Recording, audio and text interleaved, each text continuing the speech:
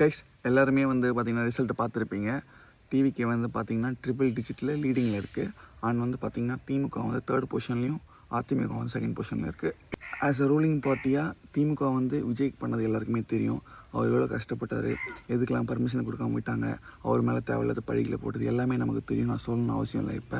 And வந்து பார்த்திங்கன்னா அவர் எஃபர்ட்ஸ்க்கு வந்து பார்த்திங்கன்னா மக்கள் வந்து அவர் விட்டு கொடுக்காம அவருக்கு ஓட் போட்டு அவர் வந்து இந்த பொசிஷன் கொண்டு வந்திருக்காங்க. மணி வந்து பார்த்திங்கன்னா 3க்கு மேலே ஆகிடுச்சு. இனியும் வந்து எதுவுமே மாறாது. விஜய் வந்து பார்த்திங்கன்னா சிஎம் ஆகிட்டார். ஸோ அப்கமிங் டேஸில் வந்து அவர் நமக்கு நல்லது பண்ணுவார் அப்படின்ற ஒரு நம்பிக்கை எல்லாருக்குமே இருக்குது. அந்த நம்பிக்கையால் தான் இன்றைக்கி அவருக்கு நம்ம அப்படி ஒரு பொசிஷன் கொடுத்துருக்கோம். ஸோ வந்து பார்த்திங்கன்னா இந்த ஒரு வின் வந்து பார்த்திங்கன்னா ஒரு நார்மல் வின் கிடையாது. 75 வருஷமாக நடக்காத ஒரு விஷயம். புதுசாக வந்து ஒரு கட்சி சிங்கிள் எலெக்ஷனில் எல்லோரையும் வந்து பார்த்திங்கன்னா டாமினேட் பண்ணி நம்பர் 1ல் இருக்கார்.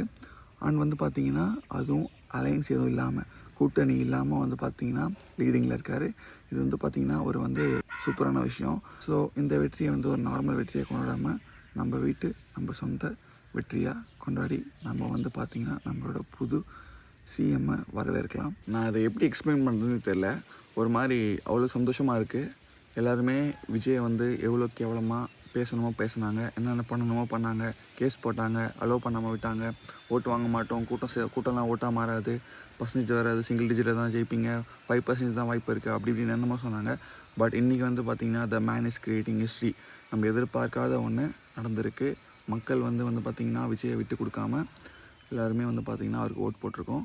அண்ட் வந்து பார்த்திங்கன்னா இது வந்து பார்த்திங்கன்னா ஹிஸ்ட்ரியிலே ஒரு மறக்க முடியாத நாள். அண்ட் வந்து பார்த்திங்கன்னா ஒரு ரெவல்யூஷன் வந்து க்ரியேட் ஆகியிருக்கு. இதுக்கப்புறம் வந்து பார்த்திங்கன்னா எதுவுமே மாறாது. விஜய் வந்து சிஎம் ஆக போகிறது உறுதியாகிடுச்சு. இதுக்கப்புறம் அவர் நல்லது பண்ணுவாரா பண்ண மாட்டாரான்றது கேள்வி இல்லை. அவர் வந்து பார்த்திங்கன்னா அவரோட எஃபர்ட்டுக்கு அவர் ஜெயிச்சிருக்காரு. இதுக்கப்புறம் அவர் என்ன பண்ணுவார்ன்றதை நம்ம வந்து பார்த்திங்கன்னா அப்கமிங் டேஸில் தான் பார்க்கணும்.